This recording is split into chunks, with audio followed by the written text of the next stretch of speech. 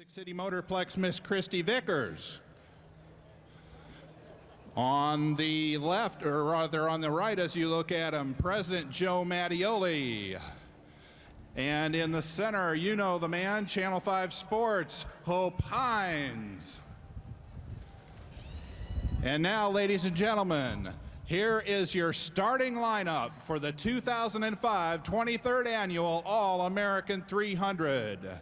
Starting in the 39th position, in the number 5, representing the North from Loves Park, Illinois, the winner of the Blue-Gray 100, Jeremy Miller. And he is still working on his car right now. Starting up in position number 38, in car number 44, representing the North out of Owensboro, Kentucky, Randy Pedley.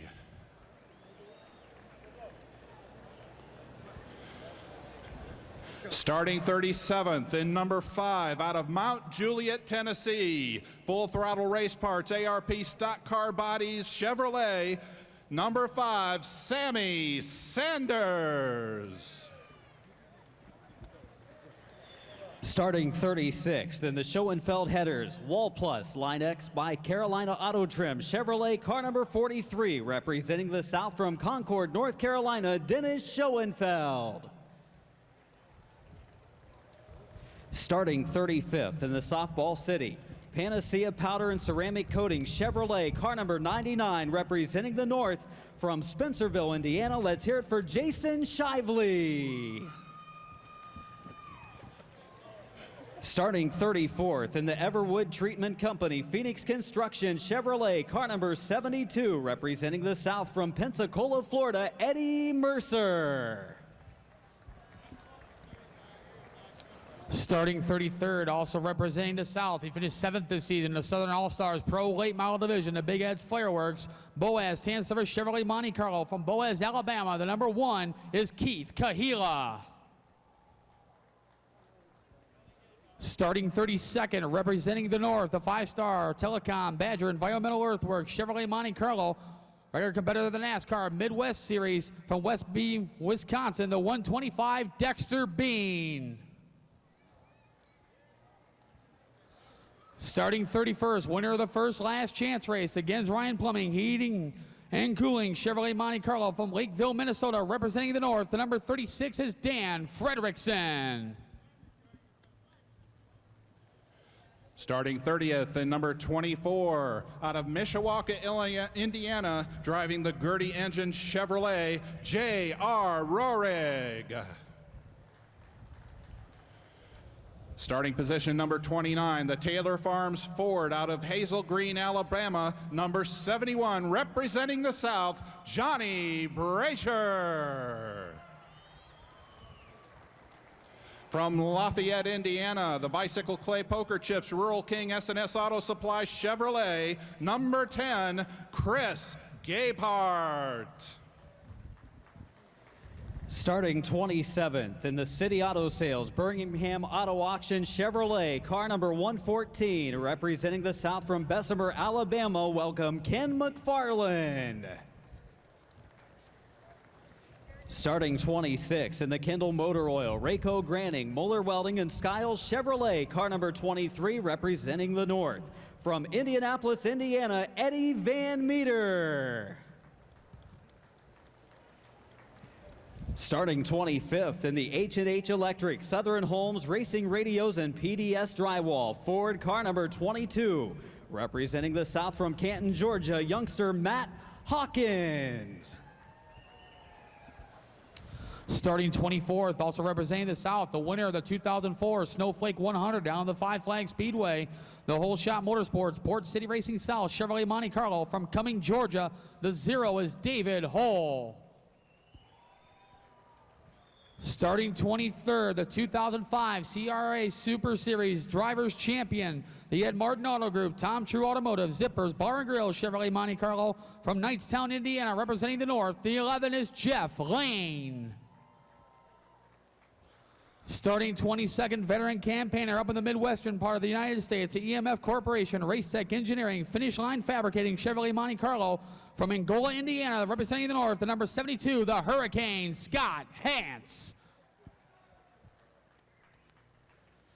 Starting 22nd, the man who finished third here in 2004, the 92, representing the South out of Cleveland, Georgia, the Hogan Lumber Spring Hill Suites, JasonHogan.com Chevrolet, Jason Hogan.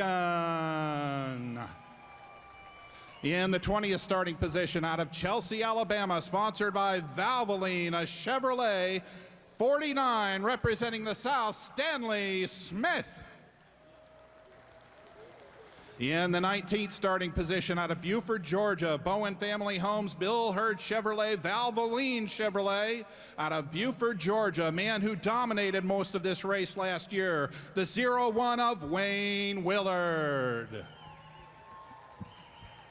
Starting 18th in the Skulkin Enterprises Race Parts Chevrolet, car number 81, representing the South, a driver from Clarksville, Tennessee, Mark Day. Starting 17th in the Advanced Millwork, Big Wheel, and RFK Transportation Ford. Car number 7, this young driver finished top 10 in the ASA late model points from Fairfax, Iowa, Landon Cassill. And starting 16th in the Clifty Farm Country Hams Cowboy Food Stores Hall Brothers Chevrolet, this driver the winner of the 2004 All-American 300 from Louisville, Kentucky, Chuck Barnes Jr. Starting 15th, a two-time feature winner in the ASA Late Model Series, the Greg's Towing, Greg's Performance Parts, UB Machine, Chevrolet Monte Carlo, representing the North from Wadsworth, Ohio, the 15 is Jack Smith. Starting in 14th, the Lisa Thomas Salon, Redken, MR, Lee Building Supplies, Chevrolet Monte Carlo, from Wheaton, Illinois, representing the North, the number 8 is Eddie Hoffman. Starting in 13th, one of the Wolverine State drivers, the Car Star Collision, Nine House Body Shop, GlassTree.com, Chevrolet Monte Carlo, representing the North from Jenison, Michigan, the 00 Andy Ponstein. In the 12th starting position, in the number 14, ARC Racing Engines, ARP Stock Car Bodies, Saldana Radiators, Chevrolet, the kid from White House, Tennessee, Josh Adams. In the 11th starting position from Joliet, Illinois, the Reliable Recovery Services Chevrolet, 4th place in the All-American 400 last year, number 53, representing the North, Boris Yurkovic. Starting 10th in car number 71 out of Milan, Michigan, the Royal Truck and Trailer Service Chevrolet, Harold Fair Jr. Starting 9th in the G&M Auto, Joe Burnell Trucking, left-hander chassis Ford, car number 87, led several laps of last year's All-American 300. From Partyville, Wisconsin, car number 87, Nathan Hasley. From the 8th starting position, the Ware Concrete, Diamond Concrete Polishing, CNC Construction Ford, car number 8, two-time winner of the All-American 400 from Mooresville, North Carolina, Freddie Query. Starting 7th in the Veterans Oil Chevrolet, car number 78, representing the South from Chelsea, Alabama, Charlie Bradbury. Starting in 6th, no stranger to the Music City Motorplex and a turnkey fabrication, Lopez and Associates Chevrolet Monte Carlo. From Elizabethtown, Tennessee, the 196 is Wade Day. Starting inside the 3rd row, the Lake Area Collision Ford Taurus, making the haul from Lake Geneva, Wisconsin, representing the North. The 121 is Ryan Matthews. Outside the 2nd row, the North Florida Pharmacy and Medical Sales Chevrolet Monte Carlo, representing the South. From Lake City, Florida, the number 74 is Jay Middleton. Starting third in the Ware Concrete Diamond Concrete Polishing CNC Construction Ford out of the racing city of Mooresville, North Carolina, representing the South, car number 10, Jeremy Pate. And your front row for the 2005 All-American 300. Starting second from Hueytown, Alabama, the Blunt Motorsports Chevrolet, number 16, representing the South, J.R. Norris. And your pole sitter from Pensacola, Florida, the Deep South Cranes, Hamner Racing Engines, Fast Eddie's Chevrolet, number 38, Scott Carlson. Your starting lineup for the 2005 All-American 300.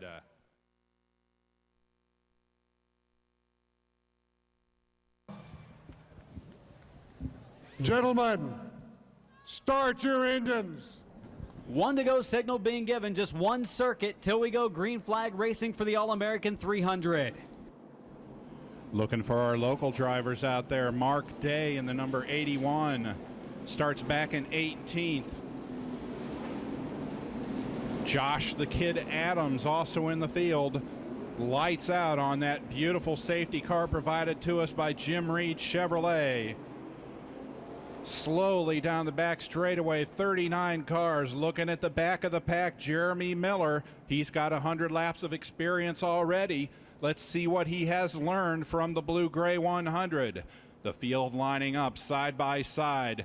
Nose to tail down the back straightaway through the north end of the track. The pace car is off. The field under the control of Scott Carlson out of Pensacola, Florida. Looking for a green. It is out. The 2005 All-American 300 is underway.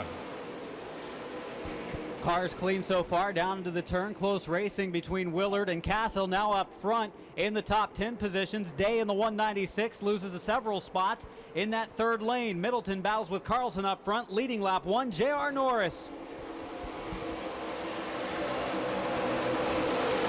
Battle now for third and fourth. The number 10, Jeremy Pate, coming out right now over Jay Middleton.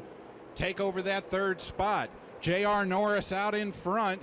Carlson back to second, Pate to third, Middleton fourth, and the 21 of Brian Matthews runs in fifth. Side-by-side racing action from the middle of the field all the way to the back. So far, we're clean racing with a couple of circuits in. Up front, single file racing for Norris, Carlson, Pate, Middleton, and Matthews, the top 5. You don't know where to look on the racetrack. So much racing going on. Boris Yurkovic and Josh Adams side by side right now going through turn 2. Chuck Barnes now manages to get underneath Stanley Smith to pick up a position just outside of the top 10. Boris Yurkovic last season started deep in the field, 21st. This season he starts 11th. Last year he raced to a top 4 finish. This season he might have a chance to win. Jeremy Miller fighting in the final spots as he was the winner of the Blue Gray 100. He's up to 38th. Hueytown, Alabama's J.R. Norris continues to lead the 16. Scott Carlson riding second to 38. He's got a mirror full of Jeremy Pate, who's running third. Good battle for fourth now to 74. Jay Middleton to 121. Ryan Matthews, two-time All-American winner. Freddie Query right there as well on the number 8. Best drivers in the country on short tracks racing here at Music City Motorplex, and so far they're doing a great job as we battle now for the 4th position. Ryan Matthews to the low side of Jay Middleton as he tries to move to 4th. 7th, 8th, 9th in competition right now. Charlie Bradbury, the 195, or 196 rather, of Wade Day. Right behind them looks like the number 87. That is Nathan Hasley. Right behind them, Harold Fair and Josh Adams, Boris Yurkovic. Close racing all the way through the pack. Valvoline number 49 of Stanley Smith losing a position to David Hull back in the field as Smith slid up into the second groove. Smith came from the 20th starting position. That's about where he runs right now. Side by side, the number 81, or rather the 21 of Ryan Matthews, trying to get underneath Jay Middleton to take over that fourth spot. Right behind them, Freddie Query licking his chops, trying to get his way up into the top 5. The two main stars from last year's race, Wayne Willard in the 01, Chuck Barnes Jr. in the 55. They're mired deep in the field, mid-pack actually, in the top 20 positions. Willard trying to move up, but having a hard time with cars battling side by side. He's in 19th. Jeremy Pate all over your pole sitter to 38 of Scott Carlson. Pate looking to the inside of your pole sitter. As the battle behind them for fourth continues between the 74, Jay Middleton, the 121, Ryan Matthews. Behind them, the 196 of Wade Day, the 8 of Freddie Query, the 87, Nathan Hasley, all bundled together. Mark Day in the number 81 trying to work his way through the field. He's caught in the second groove. One of the cars that has dropped back several spots. Looks like the 00 of Andy Ponstein. Day losing another one to David Hull, is about to lose another one to Wayne Willard. Day on his way backward through the field has lost about 5 or 6 spots. He's about to lose another position to Stanley Smith. J.R. Norris, your leader, second. Scott Carlson, third. Jeremy Pate, fourth. Ryan Matthews is fifth. The 74 car of Jay Middleton. Wade Day running in the 6th position. Running 7th behind Day is Freddie Query. 8th, Nathan Hasley. 9th, Charlie Bradbury. And 10th of 14 of Josh Adams. 13 laps completed, 287 laps to go. Ryan Matthews round the outside of Scott Carlson now for the 3rd spot.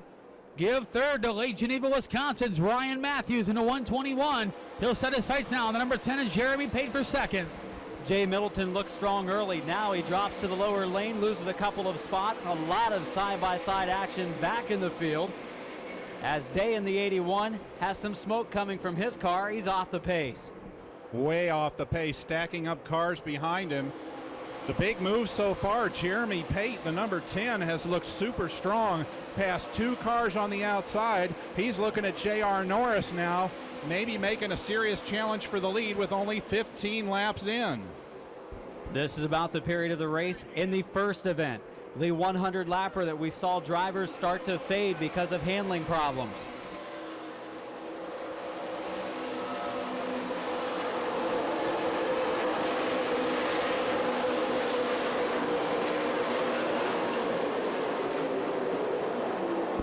Going down to Larry Weekly in the pits. He's got some news on Mark Day. The number 81 Chevrolet, the Scoggins Enterprises, possibly having a tire going down on the race car. The pit guys are down here, the crew guys, getting ready just in case Mark ducks into the pits. A possible tire going down on the 81 Scoggins Enterprise Chevrolet. Meanwhile, the 21 car has taken over the lead. Ryan Matthews out front, leading the All-American 300. Matthews coming from the 5th starting position. The Lake Geneva, Wisconsin driver in the Lakes Area Collision Ford has moved out front, and he will check out on this All-American 300 starting field. One of the few Fords taking a Smith at the front right now. Ryan Matthews past J.R. Norris. Jeremy Pate still 3rd. Carlson 4th. And the 195 of Wade Day in 5th. Freddie Query holds on to 6th. Looking further back, looking for Eddie Hoffman, who was 2nd place last year. He runs back and looks like the 12th spot. Where's Wayne Willard at? He's back in 14th. Chuck Barnes right back behind him. Fellas, we expected that would be up towards the front of the pack as the race went along. Adam looks like they're trying to make their way to the front. Wayne Willard in the 01 has picked up several spots. Chuck Barnes Jr., though, he's only picked up 1 position from the start. 81 of Mark Day pulls in the pit area. As the battles throughout the field continue, the 14, Josh Adams, 53, Boris Yurkovic battling. That's back there for the 11th spot. Meantime, Charlie Bradbury underneath Jay Middleton. That's a good battle for the 8th spot. Give 8th to Chelsea, Alabama's Charlie Bradbury, the number 78. Here comes Josh Adams as well on the 14. Jay Middleton, one of the cars starting in the top 5 positions that is fading, and he and Adams battle in turn number 2. Close racing on the backstretch as Boris Yurkovic, the driver from Illinois, follows. Josh the Kid Adams, one of our super truck drivers out here at the Motorplex, looking very good right now, getting past Middleton. Middleton, who has dropped back significantly from a 4th starting position. He's now under pressure from Boris Yurkovic in the 53. Eddie Hoffman right behind them. Middleton continues to fall. He's caught in the second groove. Boris Yurkovic, Eddie Hoffman, Andy Ponstein, and Wayne Willard, one of the strong drivers from last year, battles with Andy Ponstein into turn number 1. Wayne Willard picks up another spot. Ponstein drops back a spot. He follows the 8 car of Hoffman, who races with the 74 of the fading Jay Middleton. 25 laps completed, 275 laps to go. Ryan Matthews continues to lead the 121. J.R. Norris riding second. The 10, Jeremy Pate, runs third. Scott Carlson fourth in the 38. Wade Day running fifth in the 196. It's amazing how long we've run and yet to see a driver go down a lap, other than Day, who had to make a trip to the pits. But Ryan Matthews will be coming up on some slower traffic shortly. Randy Pedley in the number 44. Jason Shively in the 99. And the 1 car of Keith Cahill, the first 3 to go down a lap. We keep talking about the Jeff Purvis groove. Right now it appears to be Wade Day who is using it. Way up there and about a groove and a half, 2 grooves high. Freddie Query right behind him, still lurking in that 6th spot. Nathan Hasley really closing in on that bunch, trying to move into the top 5. Such a rate. Trouble over in turns 3 and 4 as the number 5 car gets turned around in the corner. Problems for the first time in this race for one of our drivers. Bad move for the drivers out of Indianapolis, Indiana. Also, the 01 of Willard has picked up 5 or 6 spots since the start of this race, so he's working his way towards the front. And the car's checking up on the backstretch as we're going to be coming to green off of corner number 4. Ryan Matthews, driver from Wisconsin, brings him in on lap 33. Matthews leads the field down into turn 1. J.R. Norris still runs in second. Jeremy Pate gets around the lap car of Harold Fair Jr. Scott Carlson next up to try to get past Fair. Has Wade Day right on his tail. Day has been very potent up on the high groove. Has Freddie Query right in his rearview mirror.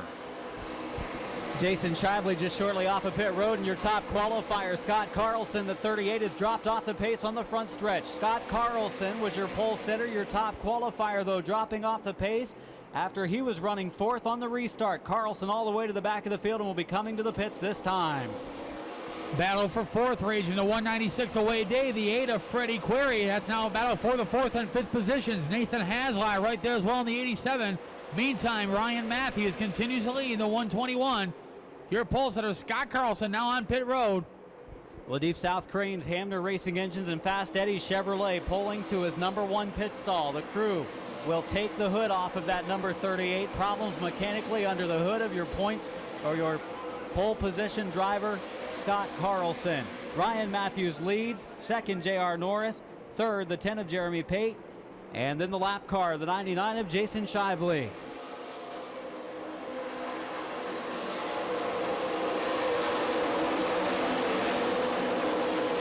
Nathan Hasley quietly in 6th spot in the 87, back in the field. Charlie Bradbury 7th, Josh Adams 8th, Boris Yurkovic 9th, and Eddie Hoffman quietly now in the top 10 in the number 8 car.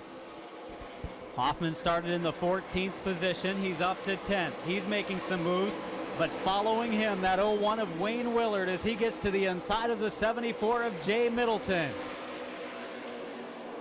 Driver we haven't seen much so far of trying to get through the pack. Jason Hogan trying to get past Eddie Van Meter right now.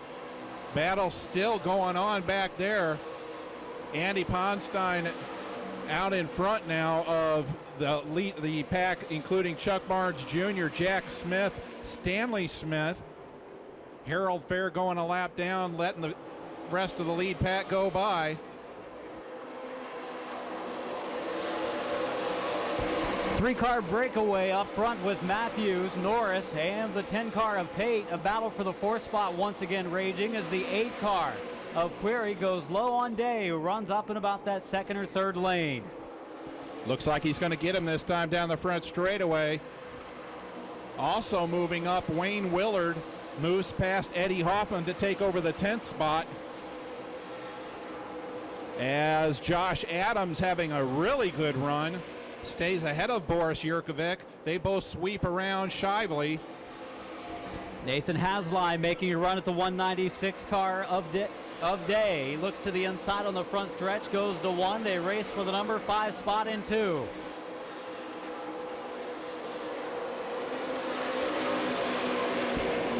Down to Larry Weekly in the pits. I believe he's got a report on Scott Carlson. Our pole winner for the All-America 300, Scott Colson in 38. Having some engine problems on the 38 Chevrolet, has pushed his race car back behind pit wall. Scott Colson's car, it looks like he's finished for the day, guys. Tough break for the pole sitter, the first car out of the race. Meanwhile, Ryan Matthews continuing to lead the All-American 300. Lap number 45 coming up for Matthews, as well as Payton, who's in the second spot. Norris back to third. Query runs fourth, and the battle rages for fifth. On the inside is Haslai, on the outside is Day. Nathan Haslai trying to continue a banner 2005 season, the Mars Series champion of Wisconsin, as well as a Slinger Nationals champion this season. Looking to add the All-American 300 to his mantle as well, the number 87 car out of Partyville, Wisconsin.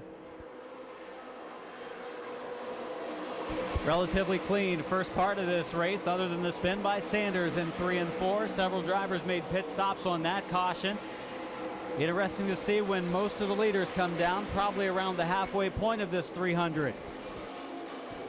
And quietly making his way up through the pack, Wayne Willard has now moved himself well up into the top 10, having dispatched of Charlie Bradbury and Josh Adams and Boris Yurkovic. Last year it was Willard in the 01 and Barnes in the 55 battling for the top position. This year Willard's moving forward. Barnes is not going anywhere.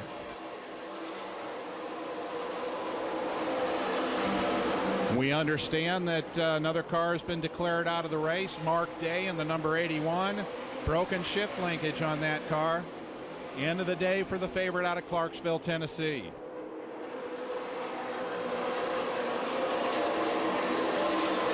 The leaders now about to approach just a plethora of lap cars as Ryan Matthews has a bunch of them in front of him. He has Jeremy Pate right behind him in the number 10. They've already disposed of the 44, Randy Pedley. The 16, J.R. Norris is running third. That gaggle of cars is led by the number 14 of Ken McFarland, as he's followed by Harold Fair Jr., Matt Hawkins, and the one car of Keith Kahila.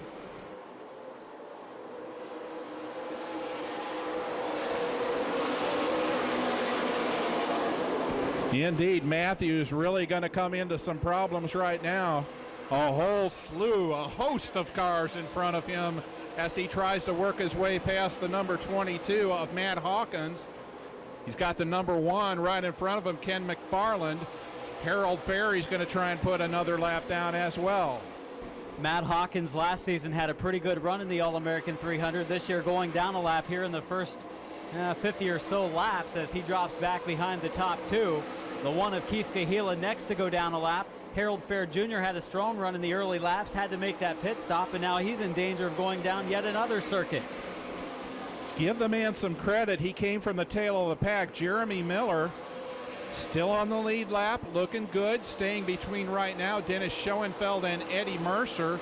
A little bit further back in the pack, but still on the lead lap. Got news for you, boys. Wayne Willard in the 01 car is strong. He passed Haslai like he was sitting still. He does the exact same thing today in 3 and 4. The man who dominated a good portion of the 2004 running of the 300, well on his way up to the front of the pack. He is approaching the number 8 of Freddie Query right now. That would be for the 5th position. Josh Adams also racing with Charlie Bradbury side by side off of the 4th turn. Those two drivers battling in the top 10 positions. As Charlie Bradbury so far holding off the 14 of Adams. Yurkovic follows, Hoffman behind him, the two drivers from Illinois. And give Josh Adams a lot of credit. Adams, not a whole lot of late model experience, doing really, really well here against some of the best short track drivers in the country. Looking at the back end of Charlie Bradbury, a man with miles and miles of experience at this racetrack, and he looks like he's all set to pass him and is setting him up down the back straightaway. 2004 All-American winner Chuck Barnes Jr. has lost a couple of more spots. Ponstein, Lane, Hull all in front of him, as Hogan now will challenge him back in the 20s. Ryan Matthews and Jeremy Pate both safely by the lap car, the 114 of Ken McFarland. Matthews continues to lead. Jeremy Pate continues to ride second. J.R. Norris running third in the 16 car. Then you have to go all the way back to Wayne Willard, who's now in fourth. Pretty good racing we've seen so far. The leaders, though, working some heavy lap traffic as cars strung all the way around the big oval of the Music City Motorplex.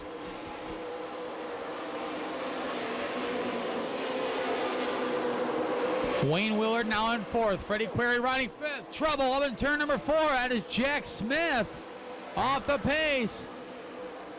Right front flat and the number 15 of Jack Smith. Caution flag out. Right front spindle's pretty well staffed off his race car. They're going to see if they can get it back together. Jack's standing there getting out of the race car. I'll try to get a word with him and see if we can figure out a little bit. Jack, what happened out there to you, buddy? You got turned or what? No, the snout busted off the spindle, and it's just a shame because this thing was on a rail, and I was just trying to save the tires and buy my time there, but, you know, that's the way it goes here. Well, hopefully they get you fixed up. Maybe you can get back out, buddy. Good luck to you, Jack. Jack Smith, ladies and gentlemen, down here in the pit area.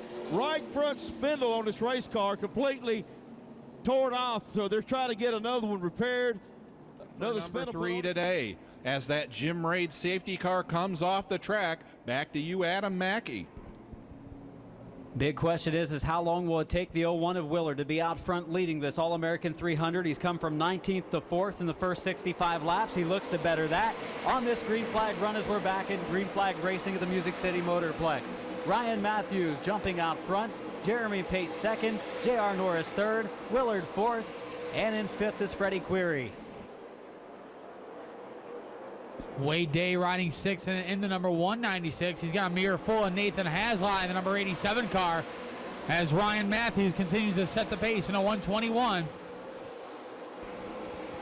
Been a long afternoon so far for the 55 of Chuck Barnes Jr. Last season, he was able to pass cars and race out front quickly. This year, he's been mired deep in the field where he started.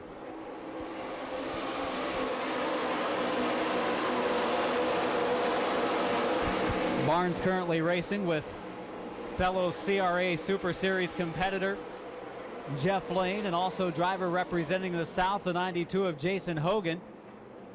Cars on the bottom of the speedway in 3 and 4. Cars that are down at least a lap. Pedley in the 44, Hawkins in the 22, and Fair in the 71. And we have a new leader. Jeremy Pate got underneath Ryan Matthews as they came out of turn 4. Held the position down the front straightaway, took the lead. Matthews could be fading. Here comes Norris looking to the inside now. Wayne Willard looked for a second like he wanted to make it 3 wide down into the south end of the track. Here comes Willard. Wayne Willard from 19th to now 4th. McFarland looking to the outside of him, but McFarland, of course, at least 1 lap down. Norris running up in the second, maybe even the third groove as Willard gets back to the inside. Wayne Willard on rails, gets underneath J.R. Norris, side by side through the turn. Down the back straightaway, still door handle to door handle into the north end of the track. Willard still trying to put the nose out in front as they come down to complete lap 73. The Bowen family homes, Bill Hurd Chevrolet, Valvoline Chevrolet, Car 01 of Buford, Georgia driver Wayne Willard races with the number 16 of Hueytown, Alabama driver J.R. Norris in the Blonde Motorsport Chevrolet. Mooresville, North Carolina's Jeremy Pate out in front of the number 10. Ryan Matthews shuffled back to second. Battle still raging for third. The 01 of Wayne Willard, the 16 of J.R. Norris.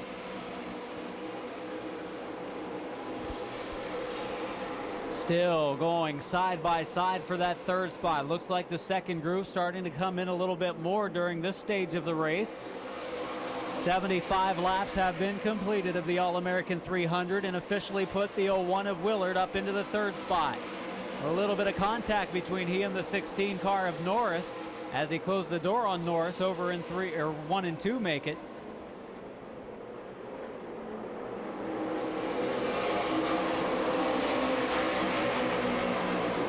Nathan Haslott taking a peek on the inside of Wade Day. That's a battle for the 6th position. The Partyville, Wisconsin driver underneath Wade Day now for 6th. Meantime, Ken McFarland, a lap car on the 114, sticking around with the leaders. Ken looked really good last year, went a lap down early. trying to work his way back up towards the front of the field, maybe get that lap back. David Hull now with a look to the inside of Stanley Smith, that just outside the top 10. A lot of action taking place on the back straightaway as Pedley, a lap car, moves to the outer lane. Getting to the low side is Hogan, Van Meter, Cassill, Barnes, and the 72 car of Scott Hance.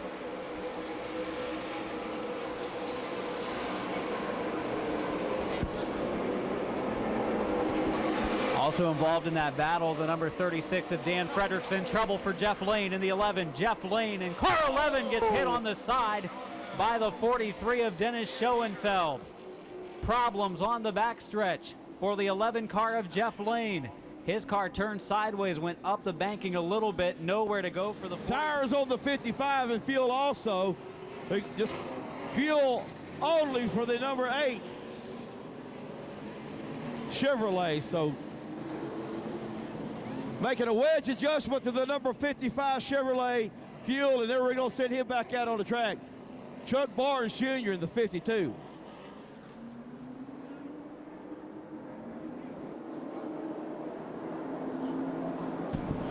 All these drivers making pit stops.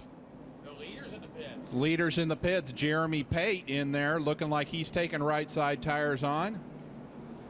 Everybody in the pits, you know what that does? That makes me feel hungry. Time to think about a trip to the old spaghetti factory, just minutes from the track on 2nd Avenue, downtown Nashville. Get some of the best Italian cuisine in Nashville at the old spaghetti factory downtown. Still got some serious work being done on the 00 of Andy Ponstein. Now they're working on the left side of it. And Jeremy Pate, a slow pit stop. They're having to push him out of the pits. So Pate's back out, as well as Duncan, to give the green flag to your leader. The 121 of Ryan Matthews. J.R. Norris, Freddie Query, Nathan Haslai, and Wade Day finish out the top 5 as we see the green in corner 4. Ryan Matthews going to lead him down into turn 1. Ken McFarland still trying to get his lap back. Manages to hold off J.R. Norris. Looking for Ryan Matthews right now as the field sweeps around the lap car of Keith Kahela. Stanley Smith right there on the outside. Smith, a winner of the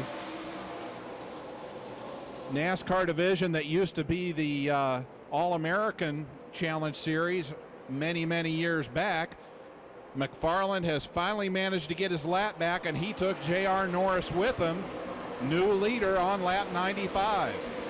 J.R. Norris, driver from Alabama, back out front. Matthews back to second. Running third is Query. He'll look to the inside. A 2-time All-American 400 winner, going for the second spot in 3 and 4. He takes Ryan Matthews up high in turn 4 and is going to come out of it with the second spot. The KG veteran moves up to the runner-up position. Haslai looking like he wants to make a move on Matthews as well. Looking really stout in the 87. Boris Yurkovic moving his way towards the front of the pack. Closes in on Wade Day. Several of those drivers picked up a few positions on the last caution flag when drivers went to the pits. Haslai racing with fellow Wisconsin driver Ryan Matthews for the number 3 position as they follow the top 2, Freddie Query and J.R. Norris. Whoa, very sideways. David Hull going through turn 4. Tried to duck underneath Stanley Smith. Almost lost the car right in front of Eddie Van Meter and the number 10 of Chris Gabehart. Also battling for position, the 92 of Hogan, the 72 of Scott Hance, but up a little closer to the front. It's Yurkovic battling with Day. Hull, Smith, and Van Meter going at it. Eddie Van Meter in the 23, contact with Stanley Smith in the 49. He'll pick up a spot. Up in front, J.R. Norris still trying to get past the car of Ken McFarland, who is desperately trying to stay on the lead lap, hoping for a caution. And from the looks of things back behind Eddie Hoffman, that is a caution waiting to happen right there. 100 laps have been completed. 200 laps remaining for J.R. Norris, Freddie Query, Ryan Matthews, Nathan Haslai, and a fifth place battle taking place at this point of the race with the 53 of Jurkovic and the 196 of Day. Ken McFarland on the tail end of the lead lap. He is just praying for a caution right now as he's got the leaders breathing down his neck. J.R. Norris continues to lead the number 16. He's got a mirror full of Freddie Query in the number 8 car. Query, two-time winner of the event, running in second. He's yet to lead this weekend, but he's close to doing it right now. We see some action at the back of the field. A couple of drivers coming close to wrecking in 1 and 2 as they battle deep in the field, trying to work their ways to the front. Great battle for the 5th spot. The 53, Boris Jurkovic, 196 away Day. Give the spot to Jurkovic in the 53 car. He's got a long way to go to catch up to Nathan Haslai, who runs in 4th. David Hull also to the low side of Day. So the 196 of Wade Day starting to fade. Haslai all over Matthews, who follows Query, and Norris up front in the top 4. Then about a half straightaway advantage for Haslai over the 53 car of Jurkovic. J.R. Norris continues to lead the number 16. Freddie Query riding second, the number 8. Third, the 121 of Ryan Matthews. Fourth, the 87 of Nathan Haslai. Running fifth, the 53 of Boris Jurkovic. He's got the fishing pole out, going to try to reel in those top 4 cars. McFarland still hanging on as Matthews goes up into the dust in 1 and 2, loses a spot to Haslai. Ryan Matthews, the leader when the green came out on this restart, has now dropped to the 4th position after his car slid up the banking in 1 and 2, got in the loose stuff, kicked up some dirt, and nearly spun. Watching the progress of Wayne Willard as he's trying to make his way back up towards the front. He's just gotten past the 72 of Hurricane Hans. He's got Jason Hogan on his tail. Those two trying to hook themselves up and move towards the front of the pack. They've got a long way to go. Of the drivers that made pit stops during that last yellow, it looks like it is the 01 of Willard being the first to make his way through. Problems for Andy Ponstein, the Jenison, Michigan driver. On the backstretch, he drops low. And also black flag for Dan Fredrickson in the 36 for body damage to the right front as it rubs his tire. Nathan Haslai once again trying to get that move underneath Ryan Matthews. Still cannot get it done. Great run, Ken McFarland managing to hold off J.R. Norris, has a couple of car lengths, and give another good call to the number 5, Jeremy Miller, who has managed to stick himself right up close to the front of the pack. Andy Ponstein calling it a day as he takes his car back to the actual pit area where his trailer is located. So Andy Ponstein, after a good run in qualifying and very early in the race, several pit stops, have forced an early end to his afternoon. J.R. Norris continues to lead the number 16.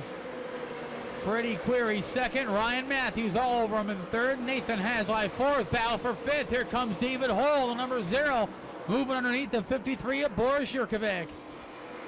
So David Hull coming from the deep spot in the field of 24th to move into the top 5 for the first time this afternoon. David Hull on the move early.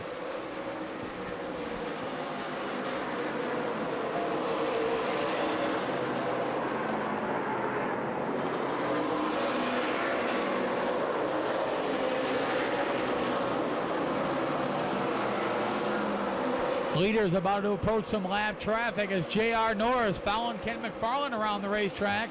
McFarland still praying for a caution flag, the last car on the lead lap.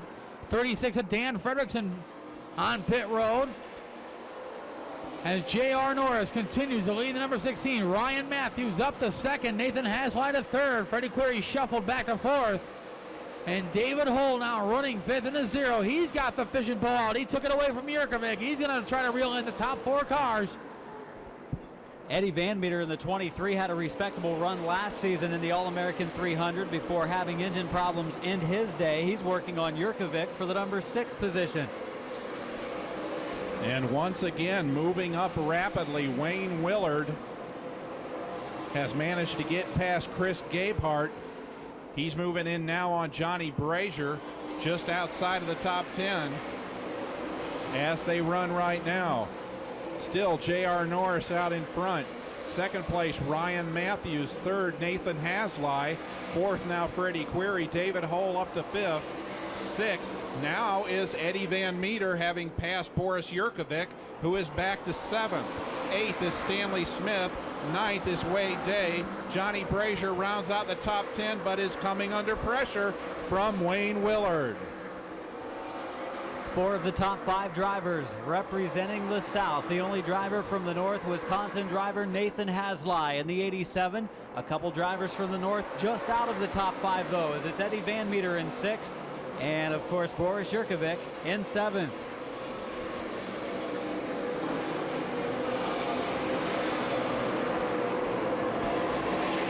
This time by will be 119 laps completed.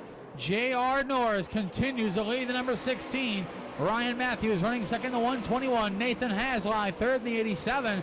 Great battle for fourth between the 8 of Freddie Query, the 0 David Hull. Now Hull taking a peek on the outside of Query as they go down the backstretch. David Hull making it look relatively easy as he goes into turn 3 and picks up the spot. David Hull, the car definitely on the move in this starting field. Wayne Willard moves up another spot, takes over the 9th position from Wade Day. Got the lap car of Pedley right in front of him, and then it's Boris Yurkovic. Wayne Willard making his way back up towards the front of the pack. One of the keys for Willard could be that he's already made his pit stop or made a pit stop in the first 100. He works his way towards the front. He's the first of the drivers in the top 10 to have already went to the pits. And it looks like Ken McFarland could be on the verge of losing that lap. He has worked so hard to maintain. Sammy Sanders right in front of him, gonna serve as a pick. Norris right down there on the inside, cannot get it done. McFarland ducks back down to the inside groove. Sanders still out in front of him. Sanders looks relatively strong as he's sort of holding up the 114 of McFarland, who does look to the low side. McFarland, as you mentioned, trying to do everything he can. Is also David Hull now battles for the 3rd spot. David Hull on the move, and the 0 is up to 3rd. And here once again comes Wayne Willard. That man is absolutely riding on rails. He has caught Boris Yurkovic and is going to be right on his tail within another half a lap. After that, it's just Stanley Smith and Eddie Van Meter separating him from the top 5.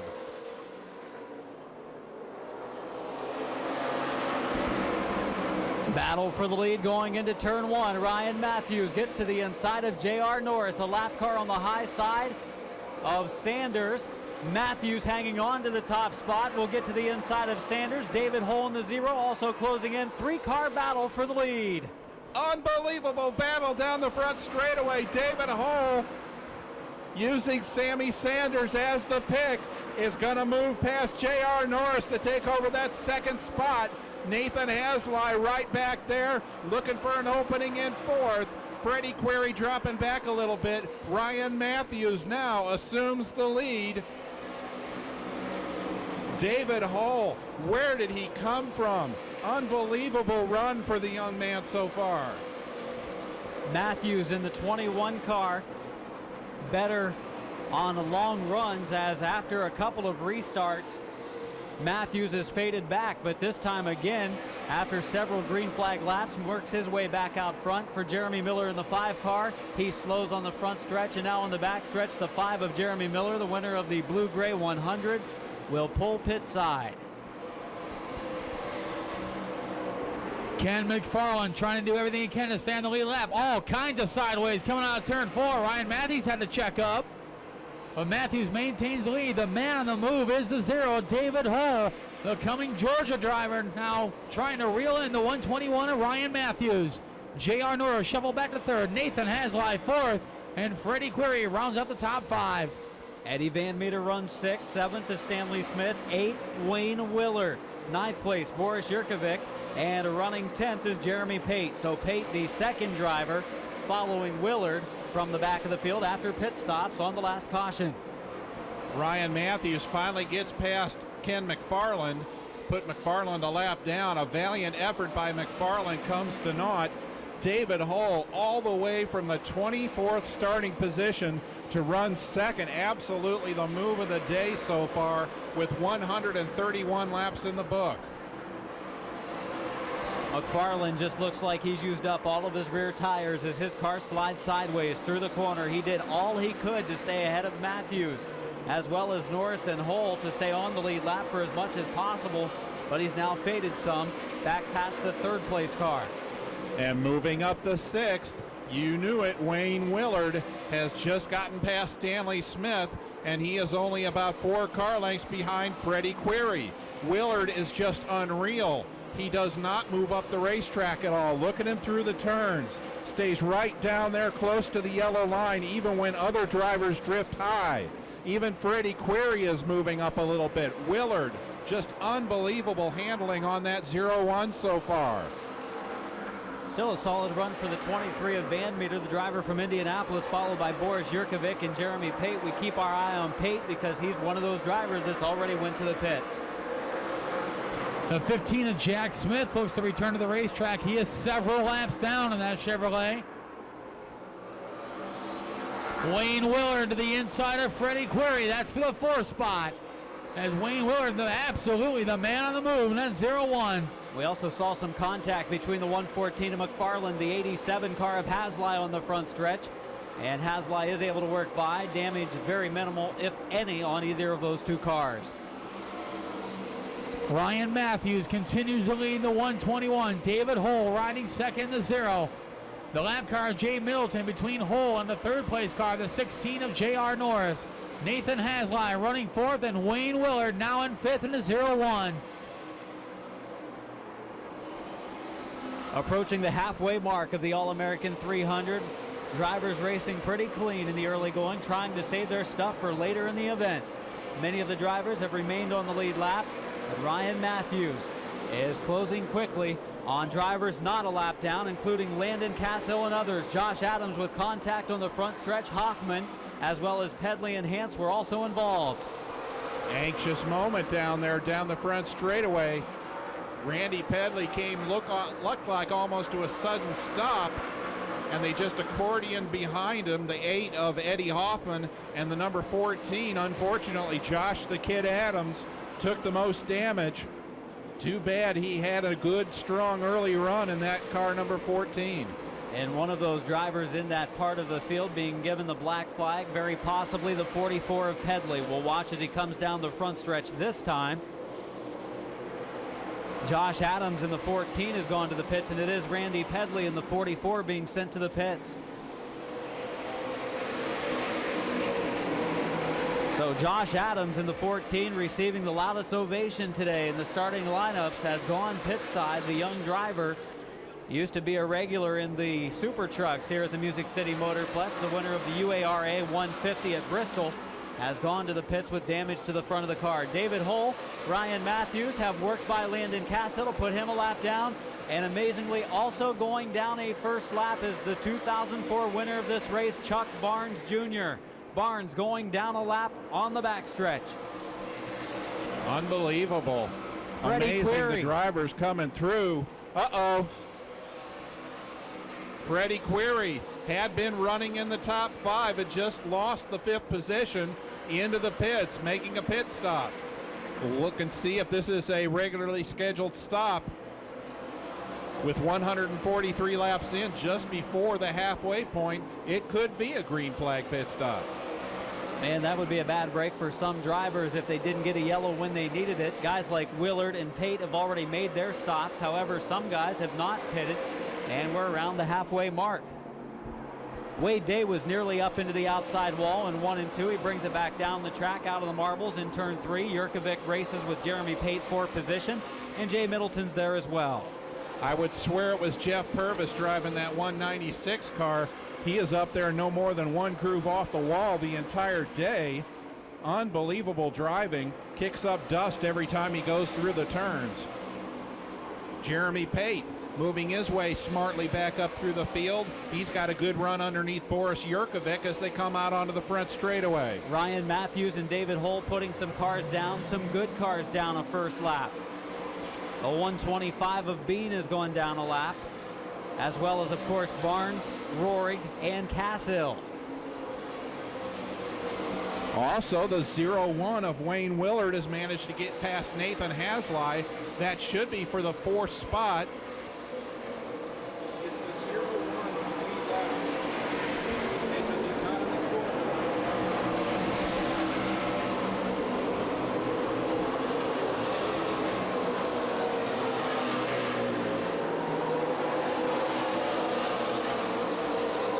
Here comes Jason Hogan starting to make a move up through the pack. Oh, Wade Day slowing down.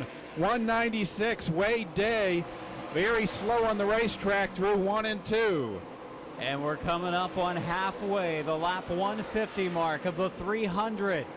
Brian Duncan, the chief starter, getting 2 rolled up flags ready to show the leader the halfway signal. Ryan Matthews, David Hull off of corner number 4. They cross the stripe at lap 149. Scott Hance, the Hurricane, going down a lap. Look who's in front of the Hurricane, the number 8 car of Eddie Hoffman. He's just about to go down a lap. Chris Gabehart in the 10, Freddie Query in the 8. Query has gone down a couple of laps as he went to the pits during this green flag run. Wade Day, some good cars just about to be put down by Ryan Matthews. Unbelievable. Charlie Bradbury's already gone a lap down. Lots of traffic in front of the leaders. Ed Hoffman giving Ryan Matthews fits right now. Hoffman trying desperately to stay on the lead lap as they come up once again on the 195. 196 rather, Wade Day. Wade Day very slow on the racetrack, has already been lapped a couple of times, and he's going to bring it down to the attention of his pit crew. Matthews getting a little impatient, trying to work by the 8 car of Hoffman. Hoffman trying to hold him off. It's not going to work, though, as Matthews is able to close the door on Hoffman off of the second turn. And the 2005 CRA Super Series team points champion of Eddie Hoffman has fallen down a lap, as well as Hance and Bradbury. Just ahead of you later, Ryan Matthews, 2004 CRA Super Series Rookie of the Year, Chris Gabehart, as Ryan Matthews continues to lead in the 121. David Hull right behind in the 0 car, all kind of sideways coming out of turn 2. And we got trouble on the backstretch. Jay Middleton off the pace in the number 74 car. Matthews continues to lead. David Hull second. Running in the 3rd spot, the 01 of Wayne Willard. Back in 4th, the 16 of J.R. Norris. Running 5th, the 87 of Nathan Haslai. 6th, the 10 car of Jeremy Pate. 7th, the 49 of Stanley Smith. 8th, the 23 of Eddie Van Meter. 9th, the 53 of Boris Yurkovic. Those are your top 9 cars in the running order for this All-American 300.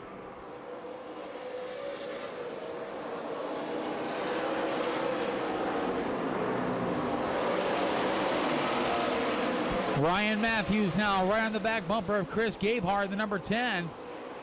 Just in front of them, Sammy Sanders in the 5 car as Gabehart negotiates around the 5 of Sanders, bringing Matthews and Hull with him. Wayne Willard running 3rd in the 0-1 of the 2 lap cars of 78 of Charlie Bradbury, 72 of Scott Hance in front of him. He gets around Hance now underneath the 78 of Bradbury as David Hull all over Ryan Matthews for the lead.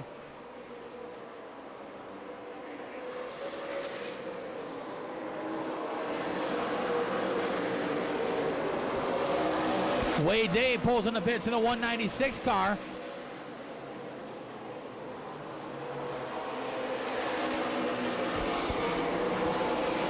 '21 car of Matthews able to work by the number 10 car of Gabehart as Hull follows.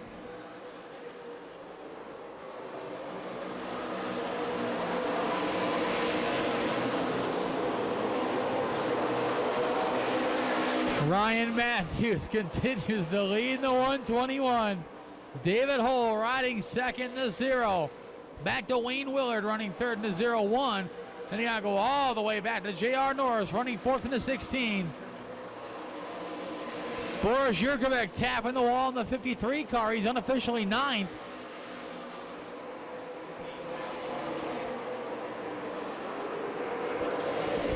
Last car on the lead lap, the 92 car of Jason Hogan. He's right in front of your leader, though. Ryan Matthews will be closing in on him. So right around 11 cars on the lead lap as Hogan again runs 11th. 10th place car, the 71 of Brazier. 9th place car, the 53 of Yurkovic. Running 8th, the 23 of Van Meter. Running 7th, the 49 of Smith. 6th place car, the 10 of Pate. The 5th place car is the 16, make it the 87 of Haslai, running 4th, the 16 of Norris, running in the 3rd spot. All the way up to the 01 of Willard, then the 0 of Hull running 2nd, and your leader, the 21 of Ryan Matthews. With no lap cars in front of him, Wayne Willard now trying to reel in the 0 of David Hull. Willard has worked his way through the field on a couple of occasions this afternoon as Ryan Matthews continues to lead the 121.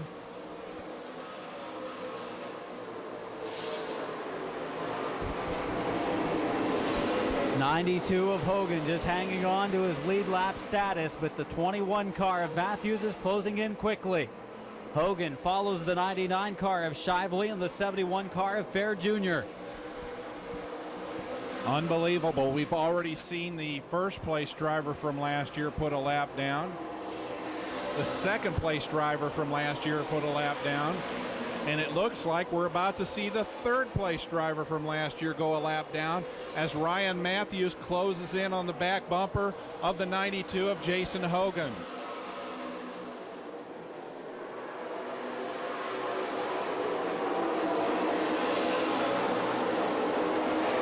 Larry Weekly is down in the neighborhood of the 74 car of Jay Middleton.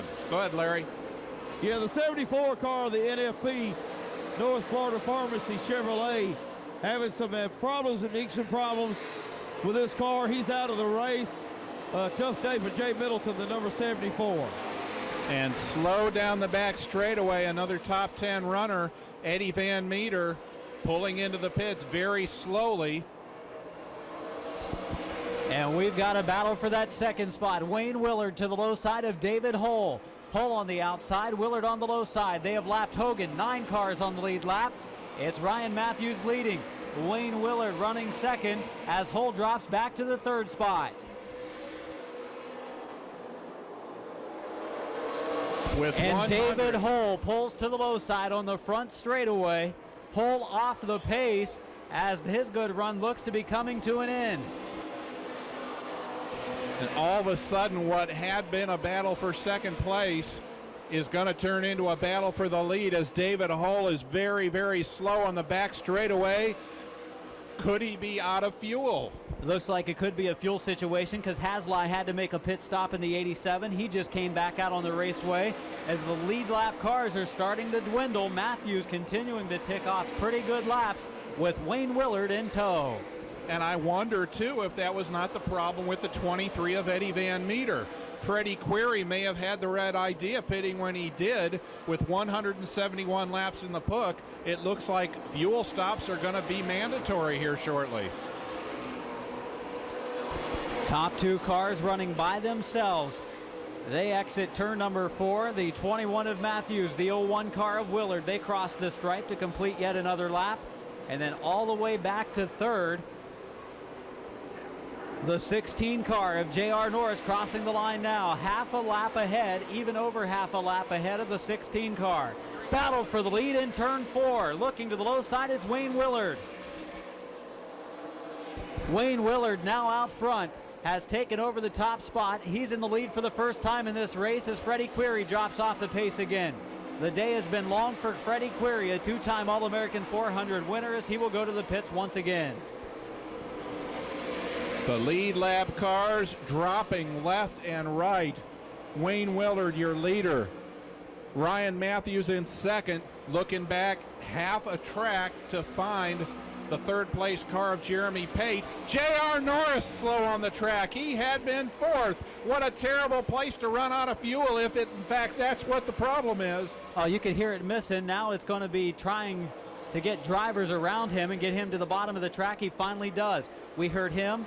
We heard the 23 car of Van Meter also missing on the front stretch, and Hasli had to make a pit stop. These drivers are running out of fuel.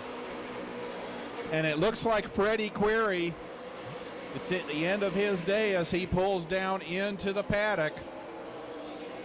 We're going to have very few cars left on the lead lap if this race stays green much longer. Four cars on the lead lap now with the departure of J.R. Norris. Your leader, Wayne Willard, working lap traffic, gets around the 55 of Barnes for the second time. It's Willard leading, Matthews running in second. Your third place car, all the way back to the 10 of Jeremy Pate.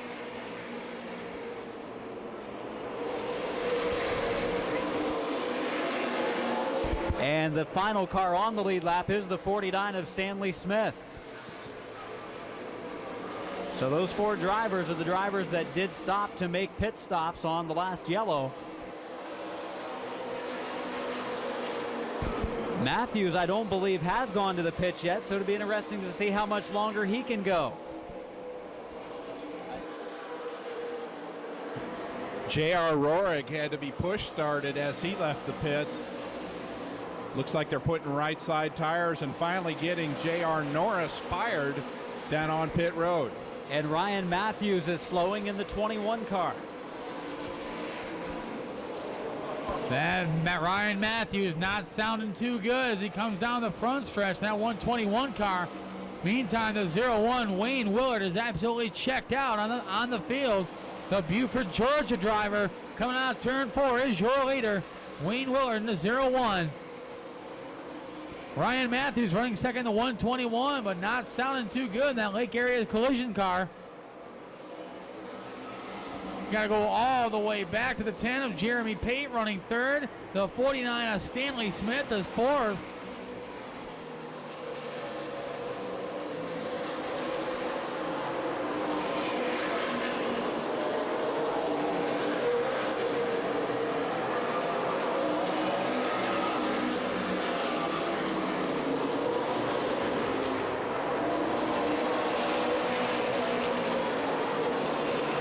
Ryan Matthews pulls on the pit row in the 121. He was running second in that 121 machine.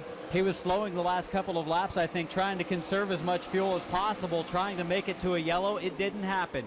He goes to the pits. Yet another lead lap car going a lap down. I'm trying to figure out at this point exactly who is left on the lead lap. Wayne Willard, you presume, would be on the lead lap. The Jeremy Pate would still be on the lead lap, and Stanley Smith, and that's the only three that I can come up with right now.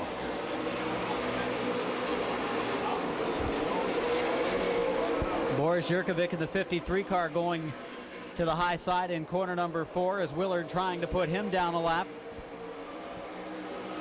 Landon Casso going down a second lap on the low side. And Randy Pedley with problems. Leader coming up on him, able to make it by. And Randy Pedley in the 44 car with heavy smoke coming from his automobile on the front stretch. And that will bring out a caution. Caution for the 44 of Randy Pedley. And big problems on the back stretch. And Wayne Willard is one of them. The 01 car of Wayne Willard, your race leader.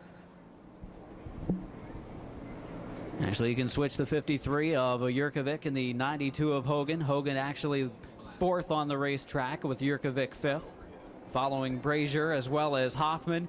And Pate, your leader. We go green with 100 circuits remaining. 103 circuits remaining for the number 10 car of Jeremy Pate. Pate and Eddie Hoffman making short work of Jack Smith. Johnny Brazier, too, on the outside. Oh, Brazier drifts up very high. Anxious moment for Jason Hogan. Hogan had to check up really hard not to hit Johnny Brazier in the tail as they came out of turn 4. Hogan with a good run to the inside of Brazier now as they head into the north end of the track. Here comes Nathan Hasley trying to move up past Jack Smith.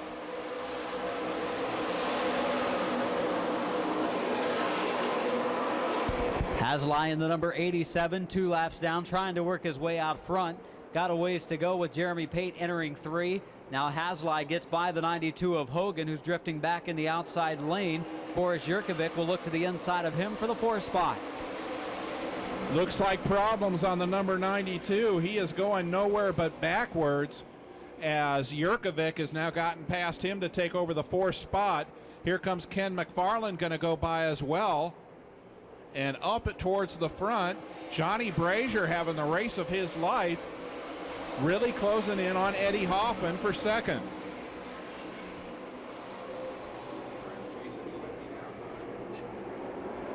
Well, it's not early. It's early.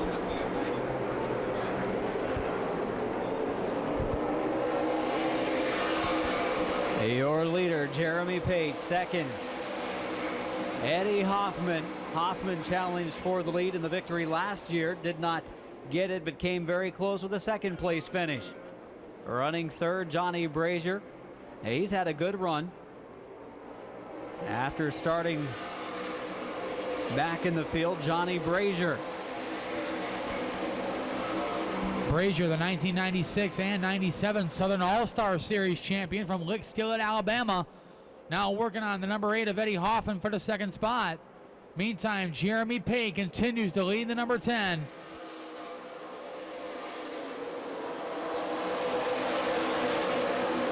Jeremy Pate, your leader. Eddie Hoffman 2nd. Johnny Brazier 3rd. Boris Yurkovic running 4th in a 53. Jason Hogan still 5th. Those are the 5 cars on the lead lap. Still see the 16 car of Norris very fast. However, he went several laps down when he went to the pits when the fuel ran out on the last green flag run. And Brazier nearly spins it coming off of turn number 2. He goes to the low side. He's able to regain control. Johnny Brazier, your 3rd place car, has nearly lost control, and he still fades back as Hasley gets by. He nearly lost control and nearly took out Nathan Hasley there in turn 4. Hasley real quick on the switch, managed to get past him. Tires perhaps starting to become a factor on some of these cars. Brazier dropping back rapidly into the clutches of Jack Smith now, and Boris Yurkovic, who could be getting ready to move up into his highest position ever in the All-American 300. 15 car of Jack Smith, of course, many circuits down after breaking suspension components on his car earlier in the race. Here comes Yurkovic looking underneath Brazier. This is for the 3rd spot. Give it to Boris as they head into turn 1. Not too far behind, it looks like Jason Hogan has regained his composure and is closing in on Yurkovic and Brazier. Ryan Matthews 1 lap down in the 121 car, working with Ken McFarland in the 114. That would be a battle for position of cars 1 lap down. Johnny Brazier continues to fade in the 71 as the 92 of Hogan battles with the 23 of Eddie Van Meter. 1.8 seconds the margin between Jeremy Pate out in front and Eddie Hoffman in 2nd. And then you've got an enormous gap back to Boris Yurkovic now running in 3rd. Johnny Brazier moving up the hill once again, opening the door for Jason Hogan. Hogan gonna move into the 4th spot. Maybe not as they head into turn 1 and 2. Brazier not able to hold that low groove at all. Hogan having problems once he drifts up high. Still trying to get past into that 4th spot. Are battling for the final positions on the lead lap. Just 5 cars on the lead lap in the All-American 300. 12 laps past the 2/3 mark. Boris Yurkovic in the 53 checks up on the backstretch. Matthews and Bradbury get by. Jeremy Pate continues to lead the number 10. Eddie Hoffman riding second, the number 8 car. Going all the way back to Boris Yurkovic, running third in the 53. Fourth is the 71, Johnny Brazier. Fifth, the 92, Jason Hogan. Those are the 5 cars on the lead lap. Eddie Hoffman slowly but surely reeling in the number 10 of Jeremy Pate. Pate working around the slower car, the one of Keith Kahila. The 16 car of Norris, they're out front. A couple of laps down, make it several laps down after his pit stop early during the middle portion of the race. Hasli again 2 laps down following your second place car of Eddie Hoffman.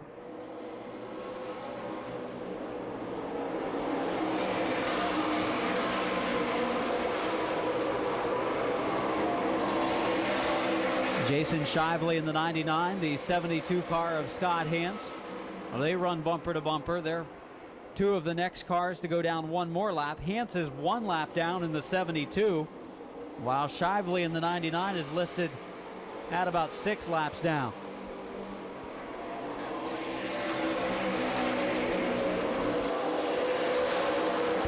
Hasli has worked around the 8 car of Hoffman. If he could close in on the 10 car of Pate and get 1 of his 2 laps back, he would have a chance to pick up another 7 spots or so.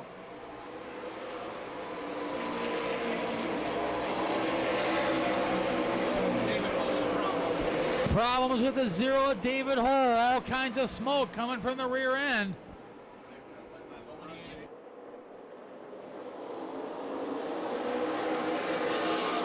David Hull with problems in the 0 car, off the pace. He'll try to duck on the pit row. We'll stay green.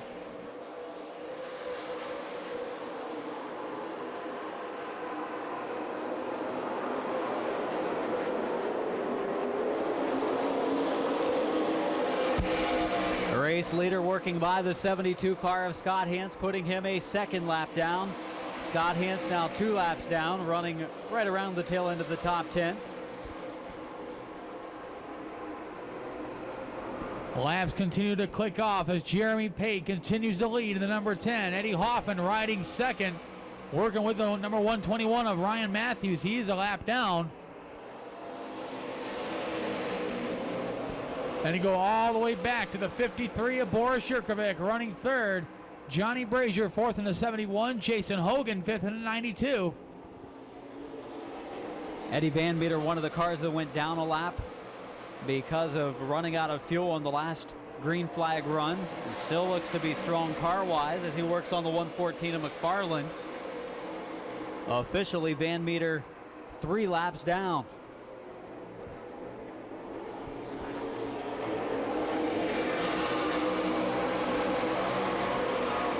Nearing the point of the race with 75 laps to go and a couple of circuits.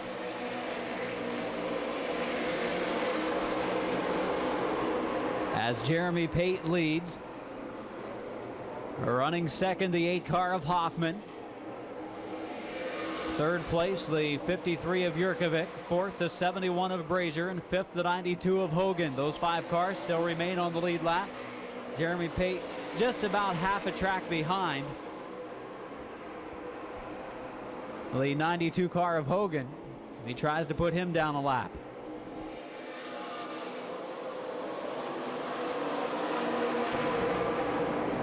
And as always, extremely unofficially, I would have the 78 car of Charlie Bradbury running 6th, Ken McFarland 7th, Landon Castle 8th, the 10 of Chris Gabehart 9th, and the 2004 champion Chuck Barnes running in 10th. Those cars 1 lap down.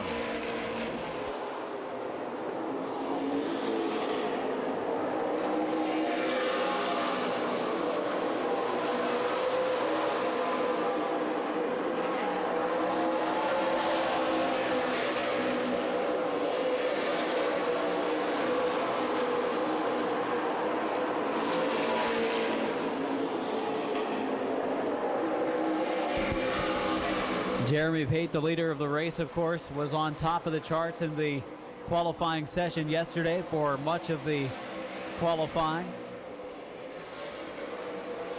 He eventually fell back to the third spot, started third in today's race, and again is your leader of the All-American 300 with right around the 230 laps complete. And we may be seeing some chinks in the armor of the number 10 of Jeremy Pate. He is all over the racetrack the last several laps, moving very high, a couple of grooves up. Let Ryan Matthews go by. He still has about a 4-second lead over Eddie Hoffman back in second. But it certainly appears that the handle may be going off of the number 10 of Jeremy Pate. Could turn out to be a big break for the 87 of Nathan Haslai, as he is 2 laps down, would like to get back to 1 lap down to challenge a few drivers with the same status that he would have. Again past the lap 230 mark with Jeremy Pate all the way up the banking in turns 1 and 2 that time, as he closes in on Keith Kahila, trying to put him down yet another lap. And the problems are showing up on the stopwatch. The margin is down to 3 seconds. Here comes Hoffman. We'll get it this time by.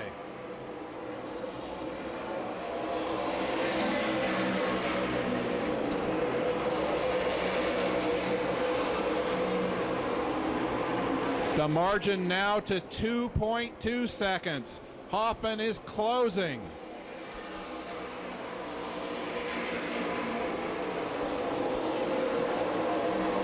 And it won't take long for Haslai to get one of his laps back. 2 laps down, Nathan Haslai, driver from Wisconsin. But he has really closed the gap between himself and the leader, as Haslai will look to the low side on the turn 4 portion of the speedway and close in probably in the next circuit or so and get back to 1 lap down. With 233 laps in the book, Jeremy Pate still in the lead, as Jack Smith has managed to get around Eddie Hoffman. Once again, looking for the margin between first and second. It is back up to 3 seconds. And Nathan Haslai now to the inside, gonna get a lap back from Pate. So Nathan Haslai now 1 lap down. Puts him on the same lap status as about 6 other drivers.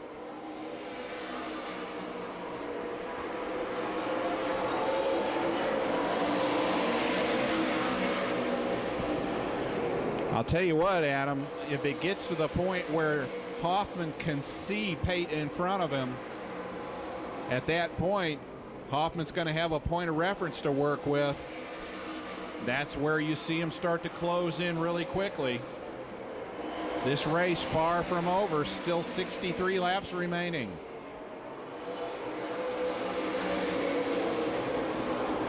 And I see Jason Hogan has gotten around Johnny Brazier to take over the 4th spot.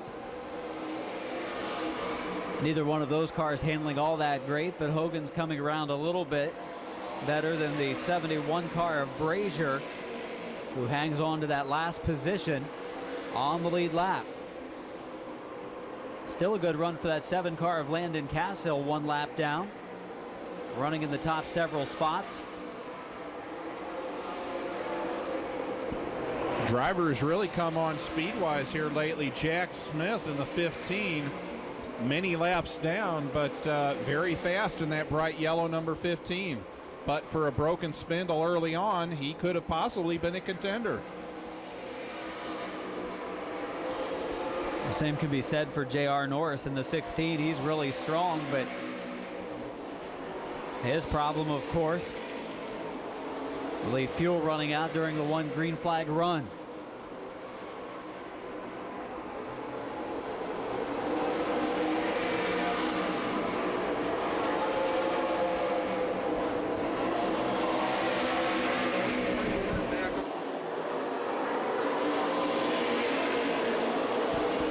I tell you what, they better start watching. 121, Ryan Matthews got past the leader several laps ago. He is back on the lead lap, making 6 cars, and he is now starting to close in on the battle for 4th and 5th between Johnny Brazier and Jason Hogan. He looks really, really stout right now with 242 laps in the book. This race isn't over yet. And you remember how stout he was earlier in the race too. Ryan Matthews picking off cars one after another. And actually coming up on the 71 of Brazier and the 92 of Hogan, has a chance to move in the top 4 here in the next few circuits. Jeremy Pate slightly off the pace as Jack Smith, who's several laps down, looks underneath your leader to get one of his laps back. Matthews looking to the outside of Chris Gabehart in the number 10 car. Gabehart one circuit down to the leaders. Brazier races with him. Brazier on the lead lap in the 71. Will try to hold off the 21, make it the 121 of Matthews.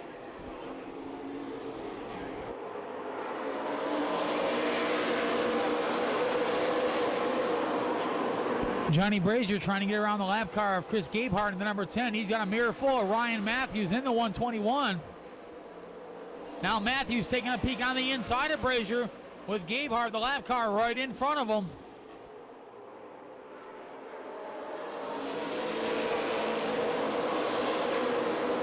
Matthews around Brazier and around Gabehart. That'll put him in the 5th spot on the lead lap. Next driver, Matthews, will try to pass for a position, will be the 92 car of Jason Hogan. Hogan running 4th, Matthews running 5th, Brazier running 6th as the last car on the lead lap.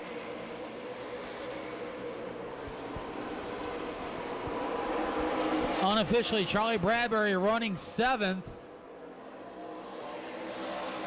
Then it's Ken McFarland in the 114 unofficially, running 8th. And in 9th to 7, Landon Castle. And unofficially in 10th is the number 10 of Chris Gabehart. As Jeremy Pate continues to lead the number 10. Eddie Van Meter right behind him, and Eddie Hoffman's closing the gap in the number 8 car.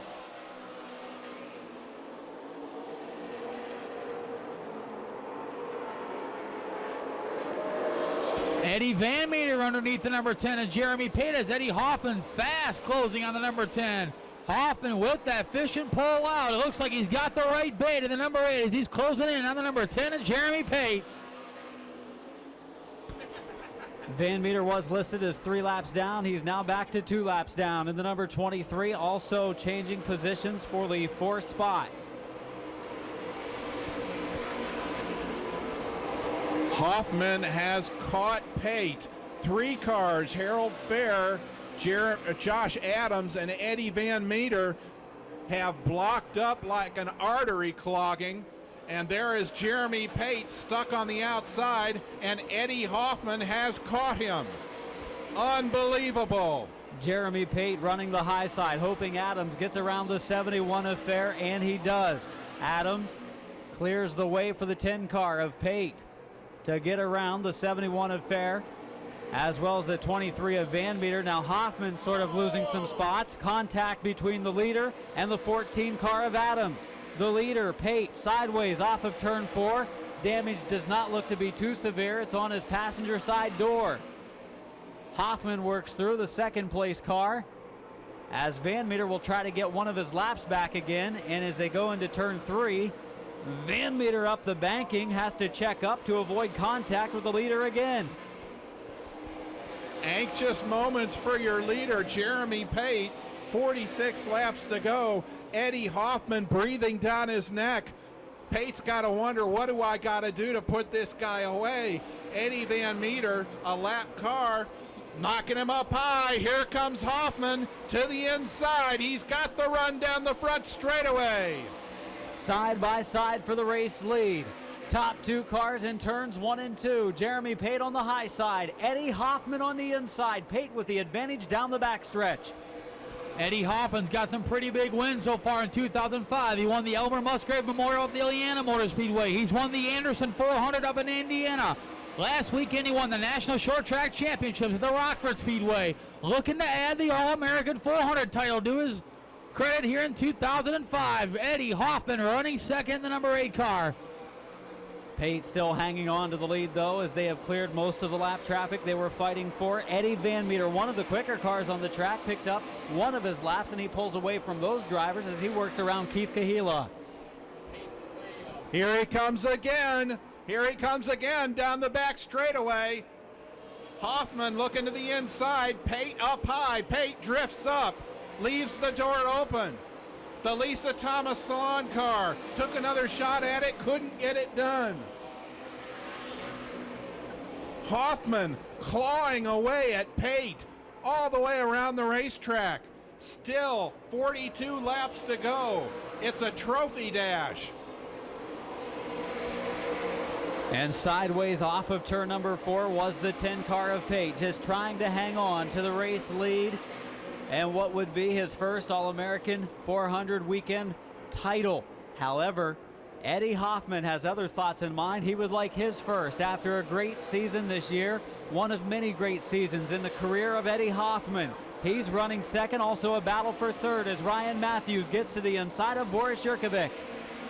And boy, look at that group. Oh, very high on the track, Jeremy Pate. J.R. Norris, a lap car, has caught them and is moving by. Lots of lap traffic up in front of your leaders. Scott Hance right there. 3 wide through turn 1. Oh my, there's something you don't see happen very often at the Plex. You could almost see something starting to take place when Hance checked up to move over for the leaders, and of course Norris was side by side with Pate. He wanted to pick up one of his several laps that he lost. Pate was really sideways off of 4 that time, and it's just a matter of time before Hoffman challenges again. This might be the chance, though Shively on the low side will help Pate stay in the lead. And Charlie Bradbury closing in on the 2 leaders. If he manages to get by them, that will put him on the lead lap. Oh, Johnny Brazier is around right in front of the leaders and is going to lose the lead lap in the process. Tough break for Johnny Brazier. Light out on that Jim Reed pace car as it heads down towards pits. Charlie Bradbury and Chris Gabehart going to lead the field, but your leader is the number 121 of Ryan Matthews back there on the outside of row number 2. Gabehart and Eddie Van Meter trying to get laps back as they are back under green with 273 laps complete. So just about a 25-lap shootout. It's problems for the 71 of lead lap car Johnny Brazier into the outside, retaining wall on the backstretch. Cars passing him on the inside as well as the outside. He tries to get back up to speed. Has to be some damage to the 71 of Brazier. He'll drop to the bottom of the track. 3 wide behind him, Cassell, Adams, and Hance. Hoffman in trouble now. Hoffman and the 53 of Yurkovic. Yurkovic actually rode up onto the left rear of Hoffman, and Hoffman has problems. Eddie Hoffman. Lots of smoke on the number 8. That gives a big lead to the 121 of Ryan Matthews. Several car links up on the 92 car of Hogan. Jeremy Pate in third, Boris Yurkovic fourth. As of course the 8 car of Eddie Hoffman looked like he had another great shot to win this All-American 300, but after contact with he and Yurkovic goes pit side. Just a tough break for the Illinois veteran, bringing the number 8 into the pits now. Jeremy Pate has managed to get around Jason Hogan to take over the 3rd spot. And Jeremy Pate looks like he is the man on a mission right now. He is closing in on Ryan Matthews. Matthews trying to work around the lap car of Chris Gabehart. Looks to the inside, going down into the corner. Gabehart squeezing him a little bit in the first turn. Slides back up the track. Matthews still follows. Into the north end of the track. Gabehart still with the position. Here comes Pate. Pate is underneath Norris. He's got nobody in front of him now but the 121 of Matthews.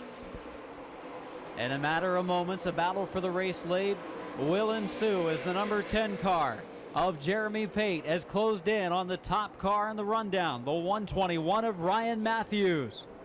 Also closing the gap, the 92, Jason Hogan, the 53, Boris Yurkovic.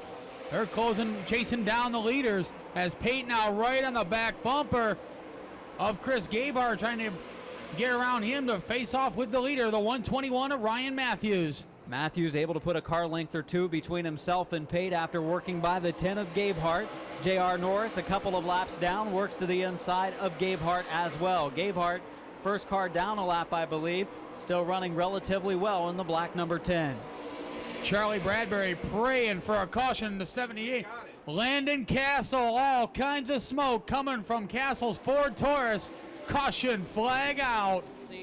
Advanced millwork, G asphalt. So I'll see you guys at the Derby. Okay, man, congratulations to you. Glad to have you with us this weekend. Landon Castle, the number 7, and we're getting ready to go back racing here. Music City Motorplex, green flag.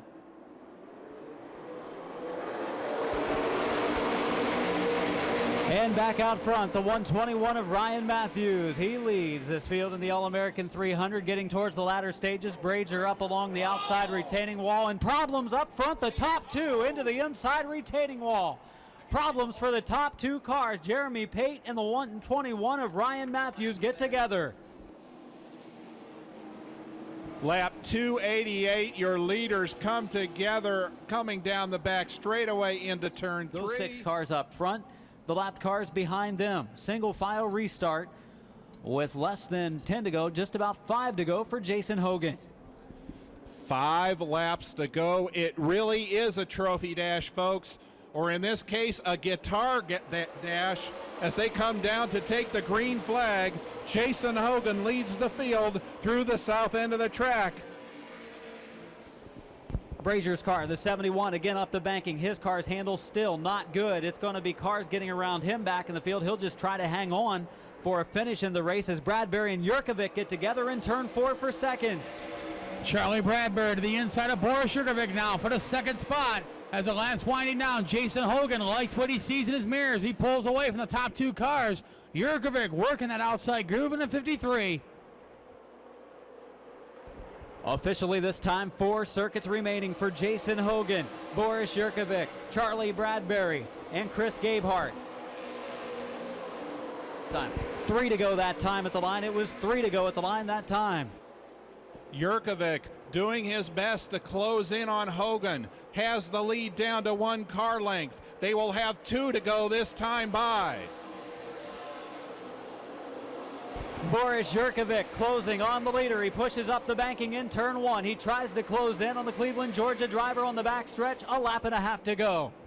Into the north end of the track. Jason Hogan holding the low line. Jurkovic trying to close in. White flag is out. It's going to be the 2 out in front. No one else in contention. Jurkovic is closed in on Cleveland, Georgia driver Jason Hogan. The Illinois driver down the backstretch into 3. Will he get close enough to rough him up in 3 and 4? Hogan staying on the bottom. Jurkovic looking low, coming to the checkers. Jason Hogan wins. Jurkovic second, Bradbury third, fourth. Has fourth coming across the line. The 10 car of Gabehart. 5th is Matthews and 6th is Brazier. As that wraps up the All-American 300. Ladies and gentlemen, nice hand for Jason Hogan, your winner this afternoon. All-American 300 here at the Music City Motorplex.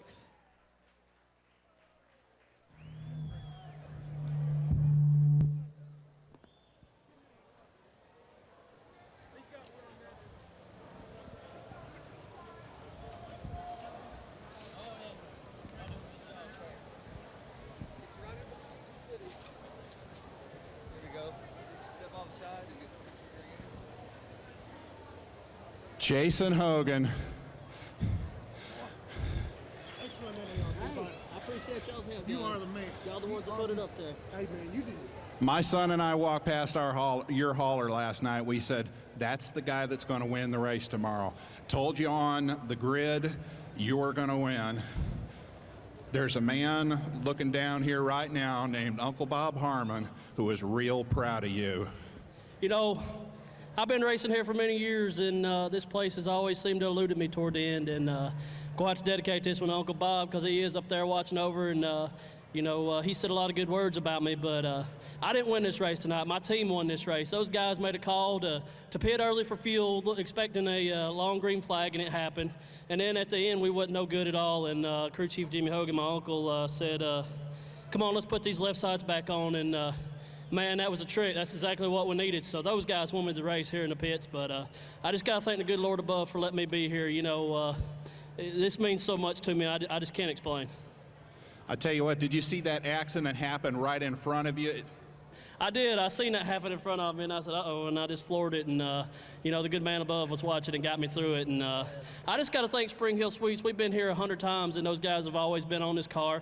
ARP Bodies is a big supporter of mine, and those guys are awesome. I mean, there's not a better body out here right now. And Speed 51, Hogan Lumber, our business that funds this whole deal, Oakley and Puma and Sparko, everybody that's behind me, this is just an awesome deal.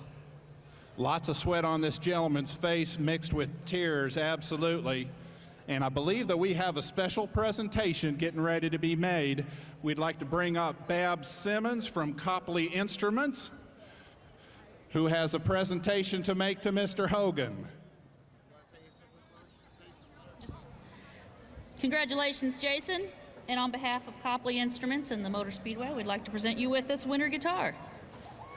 Man, it's awesome. What a beautiful guitar, man. I got to thank these guys. This is awesome. I've been wanting one of these for years. Yeah! Put right up on there and play that thing. Where's Daddy? He's a guitar player. Jason, can you play? No, but I got a guy over here named Dot, so if he wants to play this thing, he's playing some tunes here this morning. He'd come play it anytime he wants to.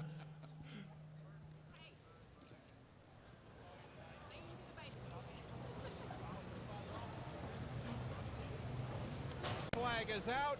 It's going to be the two out in front. No one else in contention. Yurkovic is closed in on Cleveland, Georgia driver Jason Hogan. The Illinois driver down the backstretch into 3. Will he get close enough to rough him up in 3 and 4? Hogan staying on the bottom. Yurkovic looking low, coming to the checkers. Jason Hogan wins. Yurkovic second, Bradbury third, fourth. Fourth coming across the line. The 10 car of Gabe Hart. Fifth is Matthews, and sixth is Brazier. As that wraps